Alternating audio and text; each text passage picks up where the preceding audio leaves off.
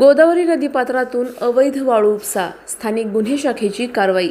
3,25,000 रुपयांचा मुद्देमाल जप्त. माहेगाव देशमुख येथे गोदावरी नदीपात्रातून ट्रॅक्टरच्या सहाय्याने सुरू असलेल्या अवैध वाळू उपशावर स्थानिक गुन्हे शाखेने धडक कारवाई केली.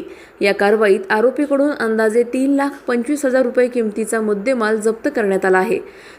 जिल्हा पोलीस अधीक्षक सोमनाथ घारगे यांनी जिल्ह्यातील अवैध वाळू उपसा व वाहतूक रोखण्यासाठी कडक निर्देश दिले होते. त्यानुसार स्थानिक गुन्हे शाखेचे पोलीस निरीक्षक किरणकुमार कबाडी यांच्या मार्गदर्शनाखाली ही कारवाई करण्यात आली. दरम्यान शेवगाव तालुक्यात मोठ्या प्रमाणावर अवैध वाळू उपसा सुरू असल्याची चर्चा असून काही ठिकाणी कारवाया होत असल्या तरी शेवगाव परिसरात मात्र वाळू माफियांचा बिनधास्त कारभार सुरू असल्याचे दिसून येत आहे. यामुळे संबंधितांना कोणाचा आशीर्वाद आहे का, असा प्रश्न नागरिकांमध्ये उपस्थित होत आहे. पोलीस प्रशासनाने अशा अवैध प्रकारांवर अधिक कठोर कारवाई करून वाळू माफियांना आळा घालावा, अशी मागणी नागरिकांकडून केली जात आहे.